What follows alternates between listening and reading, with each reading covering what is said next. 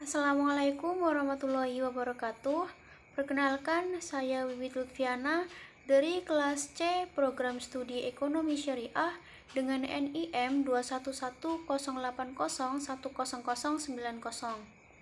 Pada kesempatan ini, saya akan mempresentasikan makalah saya dengan judul Israiliyat guna memenuhi tugas ujian akhir semester mata kuliah Ulum Al-Quran yang diampu oleh Ibu Siti Jahroh, SHI MSI.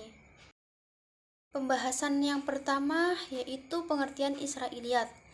Israiliyat secara etimologis merupakan bentuk jamak dari kata Israiliyat, nama yang dinisbatkan kepada kata Israel atau bahasa Ibrani yang artinya Abdullah atau hamba Allah. Dalam pengertian lain, Israiliyat dinisbatkan kepada Nabi Yakub bin Ishak bin Ibrahim. Terkadang Israiliyat identik dengan Yahudi, walaupun sebenarnya tidak demikian. Bani Israel merujuk pada garis keturunan bangsa, sedangkan Yahudi merujuk kepada pola pikir yang termasuk di dalamnya agama dan dogma. Secara terminologis, Israiliyat pada mulanya merujuk pada sumber-sumber dari Yahudi. Namun, pada akhirnya, para ulama tafsir dan hadis menggunakan istilah tersebut dalam pengertian yang lebih luas lagi. Oleh karena itu, ada ulama yang mendefinisikan Israiliyat yaitu sesuatu yang menunjukkan pada setiap hal yang berhubungan dengan tafsir maupun hadis berupa cerita atau dongeng-dongeng kuno yang dinisbatkan pada asal riwayatnya dari sumber Yahudi, Nasrani, atau lainnya.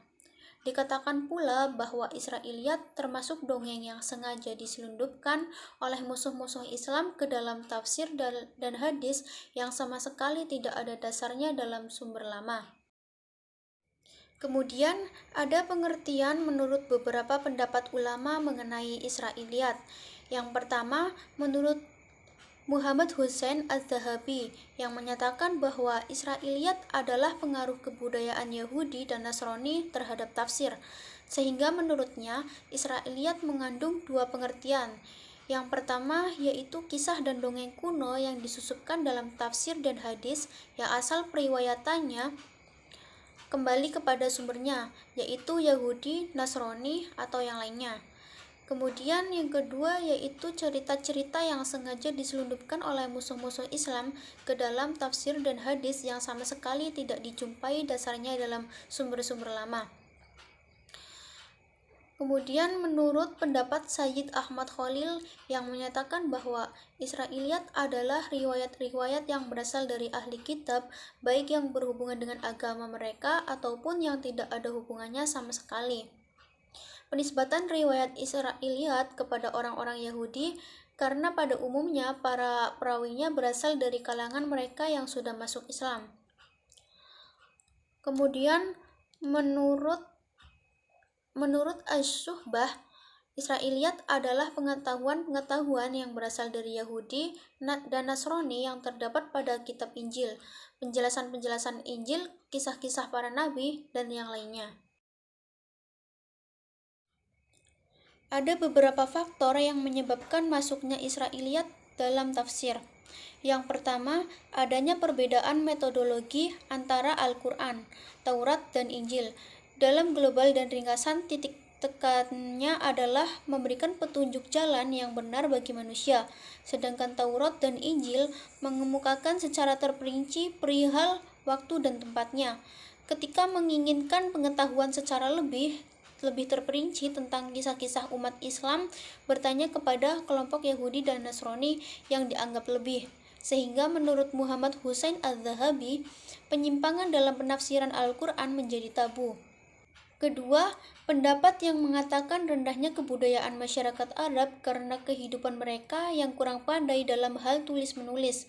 Meskipun pada umumnya ahli kitab juga selalu berpindah-pindah, tetapi pengetahuan mereka tentang sejarah masa lampau lebih luas. Ketiga, adanya justifikasi dari dalil-dalil naklilah yang difahami masyarakat Arab sebagai pembenaran bagi mereka yang untuk bertanya pada ahli kitab. Keempat, kondisi penduduk yang heterogen menjelang masa kenabian Nabi Muhammad SAW. Jazirah Arab dihuni juga oleh kelompok Yahudi dan Nasrani. Kemudian yang kelima, adanya rute perjalanan niaga. Masyarakat Arab, rute selatan adalah Yaman yang dihuni oleh kalangan Nasrani, sedangkan rute ke utara adalah Syam yang dihuni oleh kalangan Yahudi. Macam-macam Israiliyat. Dilihat dari sudut segi syariat Islam, dari sudut ini terbagi menjadi 3 bagian. Yang pertama, sesuai dengan syariat Islam. Contohnya, hadis yang diriwayatkan oleh Imam Bukhari dan Muslim dengan redaksi dari Imam Bukhari. Yang kedua, bertentangan dengan syariat Islam. Contohnya, apa yang diriwayatkan oleh Ibnu Jarir di dalam tafsirnya ketika menerangkan firman Allah Subhanahu wa taala dalam surat Syad ayat 34 yang berbunyi Bismillahirrahmanirrahim. Walaqad fatanna Sulaimana wa alqaina ala kursiyyihi jasadan thumma anaba. Yang artinya, dan sesungguhnya kami telah menguji Sulaiman dan kami jadikan dia tergeletak di atas kursinya sebagai tubuh yang lemah karena sakit, kemudian ia bertobat. Kemudian yang ketiga, didiamkan oleh syariat Islam. Dalam arti tidak diterima dan tidak pula ditolak. Contoh dari cerita tersebut diriwayatkan dari Ibnu Katsir dari Suudi dalam tafsirnya, ayat-ayat yang menjelaskan tentang sapi betina. Dilihat dari sudut sahih dan tidaknya, Israiliyat terbagi pada cerita sahih dan doif. Yang pertama, cerita sahih. Israiliyat yang bisa dikategorikan sahih adalah cerita yang sanadnya berurutan lengkap serta para perawinya sahih. Contohnya adalah penafsiran Ibnu Katsir yang diriwayatkan oleh Ibnu Jarir, yakni cerita tentang sifat Rasulullah SAW. Yang kedua yaitu cerita doif. Contohnya adalah athar yang diriwayatkan oleh Al-Razi dan dinukil oleh Ibnu Katsir dalam Quran Surat Qaf ayat 50 yang artinya ia berkata, sesungguhnya athar tersebut adalah asar gharib dan tidak sahih. Ia menganggapnya sebagai cerita khufarat Bani Israel. Israiliyat disebut doif apabila sanadnya tidak bersambung atau tidak berurutan lengkap dan perawinya doif. Dilihat dari segi materinya, cerita Israiliyat terbagi menjadi 3 bagian.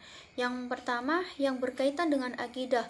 Contohnya, apa yang diriwayatkan oleh Imam Bukhari di dalam kitab tafsir ketika menerangkan firman Allah dalam Quran Surat Al-Zumar ayat 67. Kemudian yang kedua yaitu berhubungan dengan masalah hukum. Contohnya, apa yang diriwayatkan oleh Imam Bukhari di dalam kitab tafsir mengenai hukum tentang perbuatan zina. Yang ketiga, yakni bagian yang berhubungan dengan nasihat atau kejadian yang tidak berkaitan erat dengan akidah dan hukum. Contohnya, apa yang dikemukakan Imam Ibnu Katsir di dalam menafsirkan Al-Quran surat Hud ayat 37. Sumber dan cara penyebaran Israiliyat. Israiliyat dalam tafsir Al-Quran pada umumnya berasal dari tokoh-tokoh Yahudi yang kemudian masuk Islam, baik dari kalangan sahabat maupun tabi'in. Mereka kemudian disebut sebagai sumber primer Israiliyat. Faktor yang menyebabkan nilai tafsir bil ma'thur banyak yang doif adalah karena kemungkinan hilangnya sanad dalam periwayatan hadis yang digunakan dalam penafsiran Al-Quran. Padahal kebiasaan para sahabat untuk meriwayatkan hadis yang dipakai dalam penafsiran Al-Quran, mereka selalu menjaga dengan ketat, yakni memilih riwayat-riwayat yang sahih dan pasti. Mereka sangat berhati-hati menerima periwayatan hadis, bahkan untuk membuktikan kesahihan dalam periwayatan mereka sanggup mengangkat sumpah. Namun setelah periode tabi'in, mulai nampak ada sifat-sifat dusta, sehingga timbul pemalsuan hadis.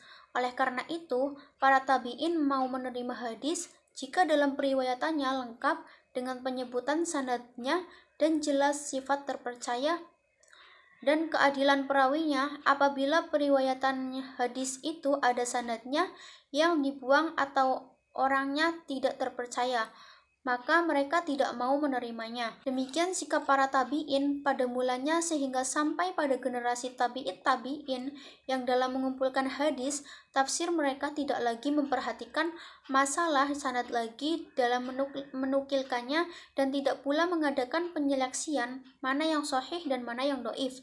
Bahkan dicampur saja tanpa pembedaan dengan lainnya. Dampak Israiliyat dalam kesucian ajaran Al-Quran. Yang pertama, Israiliyat akan merusak akidah kaum muslimin karena ia antara lain mengandung unsur penyerupaan pada Allah, peniadaan ismah para nabi dan rasul dari dosa, karena mengandung perbuatan buruk yang tidak pantas bagi orang adil, apalagi sebagai nabi.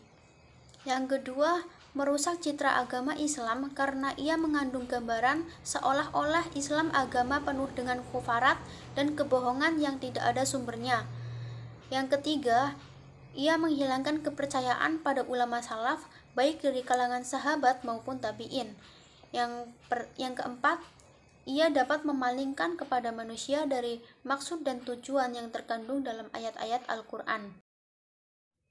Pendapat ulama tentang Israiliyat.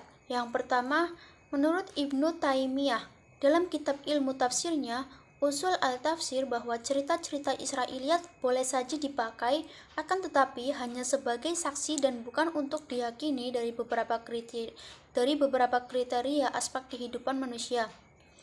Yang kedua, menurut pendapat Baqai.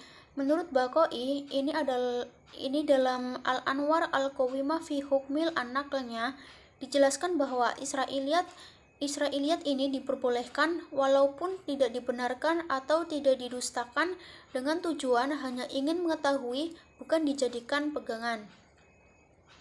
Yang ketiga, menurut Ibnu Katsir. Menurut Ibnu Katsir sendiri mempunyai 3 kriteria dalam menghukumi cerita-cerita Israiliyat ini. Di antaranya, yang pertama, cerita yang sesuai dengan Al-Quran. Hal itu benar dan boleh digunakan dengan catatan hanya sebagai bukti, bukan dijadikan hujah atau pegangan. Yang kedua, cerita yang terang-terangan dusta karena menyalahi ajaran Islam, maka hukumnya harus ditinggalkan atau dibuang karena merusak akidah dan syariat Islam. Yang ketiga, cerita yang didiamkan, di mana cerita yang tidak ada dalam kebenaran Al-Quran akan tetapi tidak bertentangan dalam Al-Quran.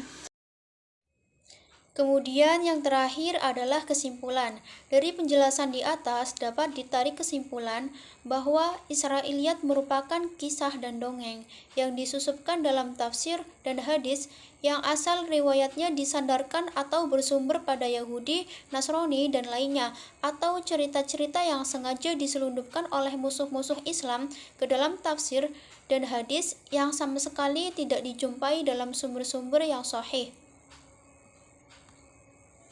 Keberadaan Israiliyat dalam tafsir banyak memberikan pengaruh buruk. Sikap teliti yang diperlihatkan oleh para sahabat dalam mentransfer Israiliyat tidak lagi menjadi perhatian generasi sesudahnya, sehingga banyak Israiliyat yang mengandung khufarat dan bertentangan dengan nas mewarnai kitab tafsir. Sekian presentasi yang dapat saya sampaikan, kurang lebihnya mohon maaf. Wassalamualaikum warahmatullahi wabarakatuh.